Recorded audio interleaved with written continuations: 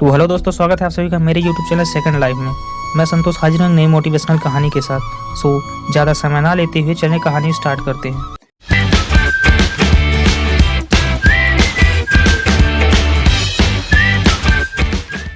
एक गांव में एक आलसी आदमी रहता था। वह कुछ काम धाम नहीं करता था, बस दिन भर निठल्ला बैठकर सोचता रहता था कि किस तरह खाने को मिल जाए। एक दिन वह यूं ही घूमते घूमते एक आम के बाग में पहुंचा। वहां रसीले आमों से लदे हुए कई पेड़ थे।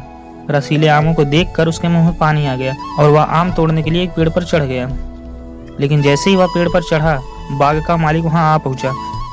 बाग के मालिक को देखकर वह आलसी आदमी डर गया और जैसे तैसे पेड़ से उतरकर वहां से भाग खड़ा हुआ। भागते भागते वह गांव से बाहर स्थित एक जंगल में जा पहुंचा। वह बुरी तरह थक गया था, इसीलिए वह एक पेड़ के नीचे बैठकर सुस्ताने लगा।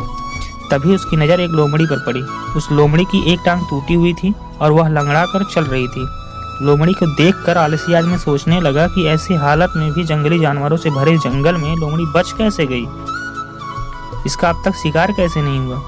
जिज्ञासा से वह आदमी पेड़ पर चढ़ गया और वहां बैठकर देखने लगा कि इस लोमड़ी के साथ आगे क्या होता है। कुछ ही पल बीते थे कि पूरा जंगल शेर की भयंकर दहाड़ से गूंज उठा, जिसे सुनकर सारे जानवर डरकर भागने लगे।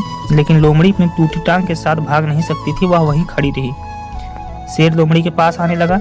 आलसी आदमी ने सोचा कि अब शेर लोमड़ी को मारकर खा जाएगा, लेकिन आगे जो हुआ वह अजीब था। शेर लोमड़ी के पास पहुंचकर खड़ा हो गया। उसके मुख में जो मांस का टुकड़ा था उसने लोमड़ी के सामने गिरा दिया।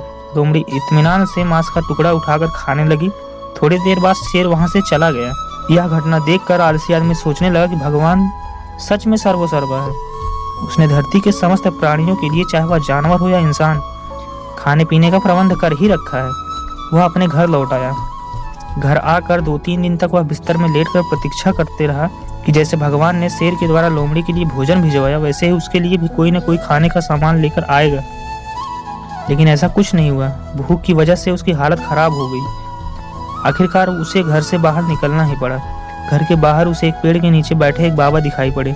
वह उनके पास गया और जंगल का सारा वृत्तांत सुनाने लगा और बोला, बाबा जी, भगवान मेरे साथ ऐसा क्यों कर रहे हैं? उनके पास जानवरों के लिए भोजन का प्रबंध है, लेकिन इंसानों के लिए नहीं। बाबा जी ने उत्तर दिया, बेटा, ऐसी कोई बात नहीं है। भगवान के पास सारे प्रबंध हैं, दूसरे की तरह तुम्हारे लिए भी। लेकिन बात यहाँ ये है कि तुम्हें वह लोमड़ी नहीं, शेर बनाना चाहते हैं। दोस्तों, इस कहानी से यह सीख मिलती है हमें कि हम सबके भीतर क्षमताओं का असीम भंडार है। बस अपनी अज्ञानतावश हम उन्हें पहचान नहीं पाते हैं और स्वयं को कमज़ोर आंकने लगते हैं, कमज़ोर समझने लगते हैं। दूसरे की सहायता की प्रतीक्षा करते हैं। स्वयं की क्षमताओं को पहचानें और दूसरों की सहायता की प्रतीक्षा मत करिए। इतने सक्षम बनिए कि आप दूसरों की सहायता कर सकें। दोस्तों, वीडियो कैसा लगा कमेंट करके हमें ज़रूर बताएं। वीडियो को लाइक करें, चैनल को सब्सक्राइब करें। मिलते हैं अगली स्टोरी में, तब तक के लिए जय हिंद।